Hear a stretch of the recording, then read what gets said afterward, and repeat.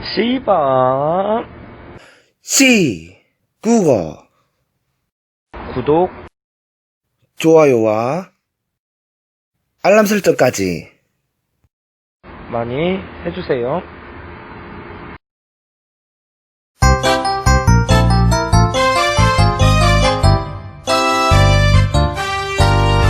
삐약삐약 동아리 음메음메 송아지 따닥따닥 사냥꾼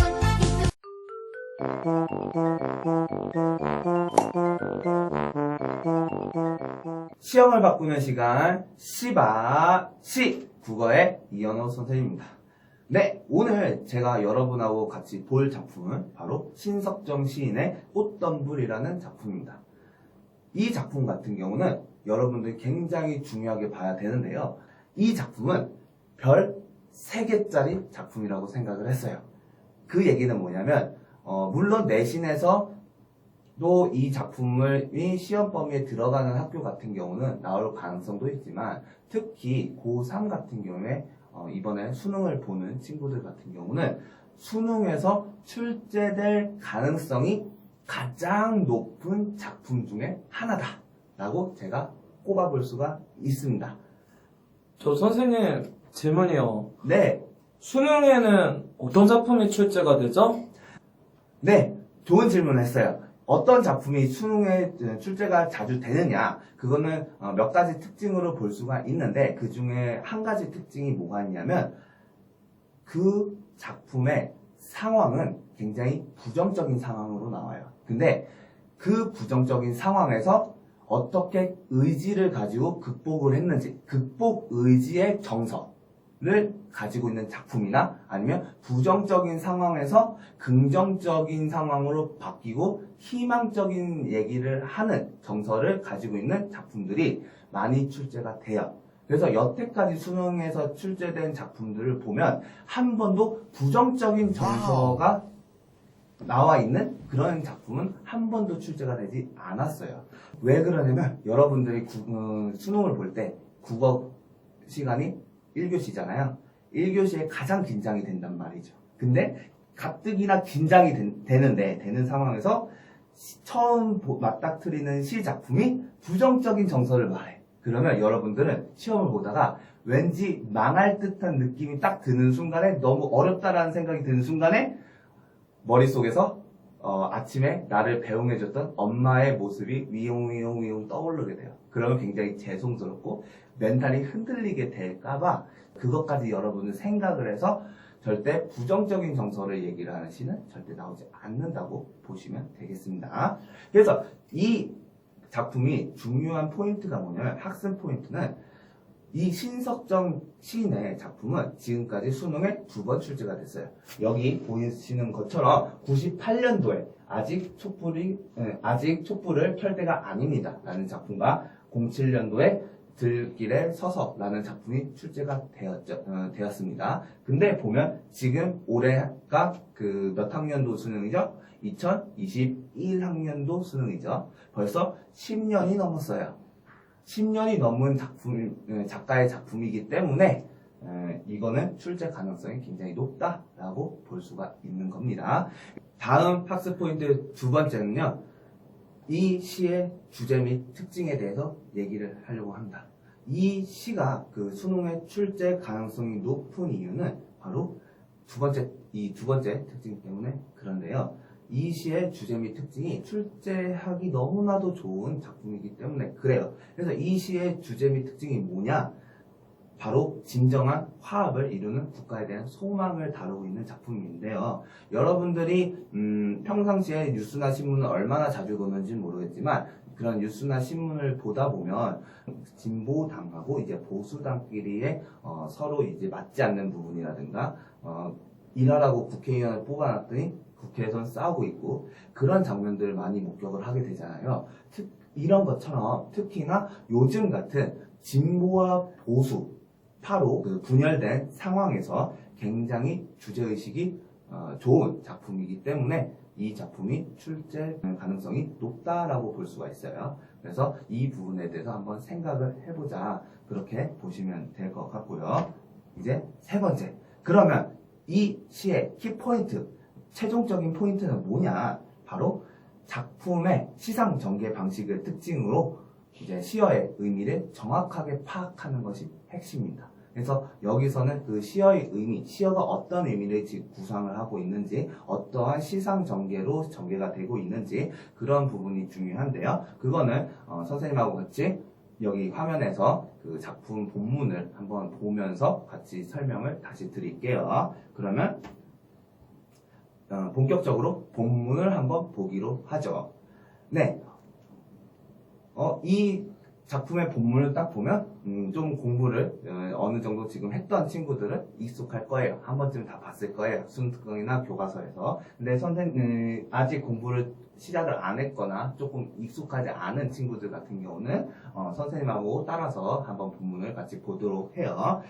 본문을 보면 이렇게 나와 있어요. 태양을 의논하는 거룩한 이야기는 항상 태양을 등진 곳에서만 비롯되었다라고 되어 있어요. 자, 여기서 여러분들 맨 처음에 맞닥뜨리는 시어는 뭐가 있냐면 태양이라는 시어가 있어요. 자, 태양 하면 여러분들이 제일 먼저 떠오르는 이미지는 어떤 이미지가 떠오르나요? 보통 태양이 반짝반짝하면 주위가 밝아지잖아요. 그러면 밝음의 이미지가 떠오른단 말이죠. 그러면 이 밝음의 이미지를 여러분들이 한번 확장을 해보는 거예요. 그래서 이 시는 일제강점기 시기에 쓰여졌던 시예요. 그러면 일제강점기 시기는 어떤 시기였어요? 바로 일본이 조선이라는 나라를 주권을 빼앗고 그래서 굉장히 암울하고 부정적인 상황이잖아요. 그런 상황을 우리가 미루어 짐작을 해본다면 이 태양의 밝은 이미지는 현재 상황에 대해서 희망을 가지고 있는 이미지가 될 거고, 이 희망을 좀 더 확장을 시키면 앞으로의 광복에 대한 생각들, 그런 광복의 의미를 생각을 할 수가 있겠죠. 그러니까 이 태양이라는 시어는 바로 밝음의 이미지, 희망, 광복의 의미를 나타내는 긍정적인 시어라고 볼 수가 있어요. 그래서 이 긍정적인 시어를 생각을 하고 이런 이야기들을 의논을 할 때요. 근데 항상 태양을 등진 곳에서만 비롯되었대요. 그건 뭐예요? 태양을 등진 곳이라고 한다면 여러분들 태양을 이렇게 등지고 있어요. 그러면 주변 상황이 어떻습니까? 바로 밝은 태양을 가리고 이제 등을 지고 이렇게 서 있기 때문에 그 등진 부분은 어둡겠죠. 어두운 부분을 나타내는 거고, 그러면 그 어둠이라고 하는 것은 이 시기의 시대상을 생각을 해보면 이제 일제강점기가 암울한 시기가 되는 거겠죠. 네, 그러니까 바로 어두운 시대상, 바로 일제강점기의 그 어두운 이미지, 그거를 이야기를 하는 부분이라고 볼 수가 있겠죠. 그러니까 이 태양을 등진 곳은 부정적인 시어가 될 거예요. 그래서 이렇게 긍정적인 의미를 가진 시어와 부정적인 의미를 가진 시어를 대립해서 우리가 생각을 해볼 수 있습니다. 이렇게 대립적인 부분이 이 시에서는 중요한 거예요. 네, 그래서 달빛이 흡사 비 오듯 쏟아지는 밤에도 우리는 헐어진 성터를 헤매이면서 라고 되어 있어요. 성이 있었는데 지금 성이 없어진 그런 성터만 남는 곳이 헐었다. 이거는 바로 그 당시에 일제강점기 시기에 굉장히 암울했던 그 시기를 확장을 시켜서 이야기를 할 수 있는 그런 부정적인 이미지를 가진 시어라고 볼 수 있습니다. 네, 그래서 이 헐어진 성터, 부정적인 시어를 잘 체크를 해 두시고요. 그것을 헤매이면서 언제 우리 하늘에 오롯이 태양을 모시겠느냐고 라고 되어 있어요. 그러면 역시 이 태양도 긍정적인 시어라고 볼 수가 있겠죠. 네, 그래서 가슴을 쥐어뜯으며 이야기하며 가슴을 쥐어뜯지 않았느냐라고 되어 있어요. 그러면 여기서 보면 가슴을 쥐어뜯는다고 이야기가 됐잖아요. 여러분들 어떨 때 가슴을 이렇게 막 쥐어뜯어요? 답답할 때 뜯죠. 그러니까 지금 이 화자는 가슴을 쥐어뜯을 만큼 답답한 거예요. 왜? 우리가 지금 일본한테 주권을 빼앗겼으니까 굉장히 암울하고 그 어두운 시대 상황이니까 그 상황 속에서 가슴을 쥐어뜯으면 답답한 그 생각을 지금 정서를 가지고 있는 거죠.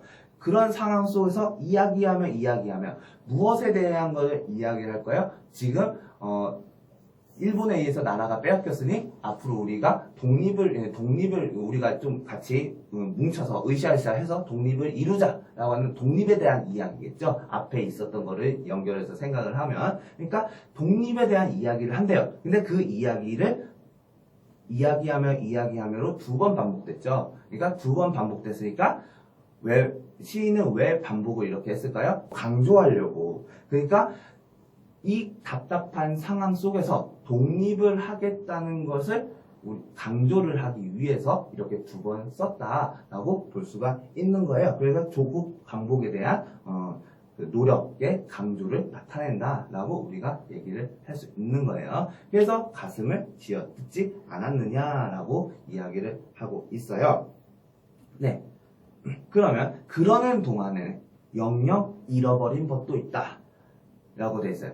여기서 그러는 동안에라는 건 어떤 의미일까요? 지금 이 화자는 광복을 위해서 생각을 하고 있잖아요. 광복을 하고자 하는 그런 생각을 가지고 있잖아요. 그러니까 광복을 하기 위해서 노력하는 그러는 동안에 라고 우리는 해석을 할 수가 있는 거예요. 그러니까 그렇게 광복을 하려고 노력을 하는 동안에 영영 잃어버린 벗도 있다. 영영 떠나버린 벗이라고 하는 것은 독립을 하기 위해서 노력하는 동안에 세상을 떠난 벗이 있다. 그러는 동안에 독립을 하기 위한 노력을 하는 동안에 멀리 떠나버린 벗도 있다. 지금 현재 이 상황이 되게 힘들고 답답하니까 차라리 조선 말고 다른 나라에서 거주하면서 살자라는 생각을 가지는 사람들도 분명히 있었을 거예요. 그래서 조선을 떠나서 멀리 떠나버린 유랑을 하는 그런 사람들도 있었다라는 것을 알 수가 있고요. 그리고 그러는 동안에 몸을 팔아버린 벗도 있다. 그래서 이 독립을 하는 동안에 하려고 하는 노력을 하는 동안에 나의 몸을 팔아버린 벗도 있다. 라고 얘기를 하고 있고요. 그러는 동안에 마음을 팔아버린 벗도 있다. 나의 마음도 팔아버린 벗도 있다. 라고 이야기를 하고 있는 거예요. 선생님, 몸이랑 마음이랑 무슨 차이죠? 네, 쉽게 1차적으로 일단 생각을 하면 몸이라고 하는 거는 우리의 육체를 얘기를 하는 거잖아요. 그리고 마음이라고 하는 거는 육체를 뛰어넘어서 우리의 정신적인 부분을 이야기를 하는 거예요. 그러니까 몸을 팔아버린 벗이라고 하는 것은 친일파를 얘기를 하는 거예요. 그래서 친일파도 물론 나쁘죠. 근데 그 친일파보다 더 나쁜 사람들이 있어요. 그 사람들이 뭐냐면 그 반민족 행위자예요. 이 사람들은 아예 정신까지 자신의 모든 것을 일본한테 일제에 갖다 바친 사람들이에요. 그러니까 그런 사람들은 육체를 떠나서 마음, 즉 우리의 얼과 정신을 팔아버렸다라고 이야기를 여기서 하는 거예요. 이렇게 우리가 독립을 위한 노력을 하는 동안에 36년의 일제강점기가 지나갔다, 끝났다라고 우리가 볼 수 있는 거예요. 그러면 여기까지 그 시 본문을 읽으면 지금까지 일본한테 지배를 당했던 과거의 36년에 대한 상황을 이렇게 말하고 있는 거예요. 지금까지 전에 연에서 저희 선생님하고 이야기했던 거는 어떤 얘기였어요? 과거의 일제강점기 시대에 암울하고 어두운 시대 상황에 대해서 이야기를 했어요. 그래서 그 36년이 지나서 강복이 되고 해방을 맞아서 우리나라 사람들이 이제는 행복한 날만 있겠구나, 꽃길만 걷겠구나 생각을 하고 다시 하늘을 우러러 보니까 겨울 밤 달이 아직도 차거니라고 이야기를 하고 있네요. 그게 뭐예요? 겨울은 굉장히 추운 계절이잖아요. 근데 겨울에 심지어 밤이에요. 밤은 어두우면서 더 춥잖아요. 그러니까 겨울밤이라고 하는 것은 굉장히 추운, 아직도 광복은 됐을지 몰라도 행복한 그런 긍정적인 상황은 아니다라는 걸 알 수 있겠죠. 자익과 우익의 혼란스러운 상황으로 아직 불안정한 상황을 나타내고 있다라고 해서 차건이 그런 안 좋은 상황을 이렇게 부정적인 단어들로 해서 시가 구성이 돼 있다라고 볼 수가 있겠습니다. 그래서 이러한 이제 혼란스러운 상황 속에서 화자는 이렇게 생각을 하는 거예요. 오는 봄엔 봄이라고 하는 거는 굉장히 따뜻한 계절 그리고 새싹이 파릇파릇 피는 시작의 계절이잖아요. 그러니까 긍정적인 상황을 얘기를 해주는 계절인 거예요. 그러니까 지금 상황이 혼란스러운 상황이지만 오는 봄에 미래에 그러한 그 긍정적인 상황이 오면 분수처럼 쏟아지는 태양을 안고 그 언이 언덕 꽃덤불에 아늑히 안겨보리라 라고 되어 있어요. 그러니까 미래에 지금 상황을 벗어나서 진정한 그 해방과 독립과 그러한 민족의 화합을 통해서 꽃덤불에 안겨보겠다라는 의미로 해석을 할 수가 있는 거예요. 그러면 여기서 봄이라고 하는 거는 긍정적인 의미의 시어가 되는 거고요. 그리고 꽃덤불에 아늑히 안겨보겠다라고 이렇게 우리가 안으면 굉장히 포근하고 행복하고 좋잖아요. 그러니까 그런 의미로 꽃덤불도 역시 봄에 피는 꽃이 수북히 쌓이는 것을 안는다는 거니까 긍정적인 상황의 시어로 우리가 볼 수가 있는 거예요. 그래서 따라서 이 시의 주제는 제가 수업 전에 앞에서 오프닝에서도 이야기를 했듯이 이러한 불안정하고 부정적인 상황 속에서 진정한 화합을 이루는 국가에 대한 소망을 작가가 이야기하고 있다라고 우리가 정리를 해볼 수 있는 겁니다. 지금까지 저하고 같이 꽃덤불 작품에 대한 본문 정리를 한번 해봤고 그 작품에서 중요한 게 뭐가 있는지 그거에 대해서 한번 짚고 넘어가겠습니다. 여기서 중요한 첫 번째 거는 바로 대립적 시어라는 거예요. 대립이라고 하는 것은 반대되는 거가 이렇게 대립되었다 라고 우리가 말하잖아요. 그러니까 무엇이 대립되었냐? 긍정적인 의미의 시어와 부정적인 의미의 시어가 대립되었다. 그래서 선생님이 작품을 보면서도 얘기를 했지만 긍정적인 시어에서는 태양, 봄, 꽃덤불 이런 시어들이 긍정적인 시어이고 그리고 부정적인 시어는 태양을 등진 곳, 밤, 헐어진 성터, 겨울밤 이것들이 부정적인 시어다. 이 두 개가 대립되는 구조를 가지고 있다라고 이야기를 할 수가 있습니다. 그 다음에 이 시에서 중요하게 봐야 되는 부분은 바로 운율 형성이에요. 운율이라는 건 뭔가요? 시의 리듬감을 운율이라고 하죠. 마치 노래의 리듬감처럼. 그러니까 여기서는 어떤 운율이 형성이 되고 있나 선생님이 여기 꺽쇠를 표시를 했잖아요. 그 꺽쇠를 표시한 이 부분이 바로 운율 형성의 부분이다라고 볼 수 있는 거예요. 그러면 이게 왜 운율이냐? 자, 보면 그러는 동안에 뭐뭐뭐 벗도 있다. 그러는 동안에 벗도 있다. 그러는 동안에 벗도 있다. 이렇게 해서 시행의 부분이 같게 이렇게 되잖아요. 그렇게 해서 시행이 반복이 되고 있어요.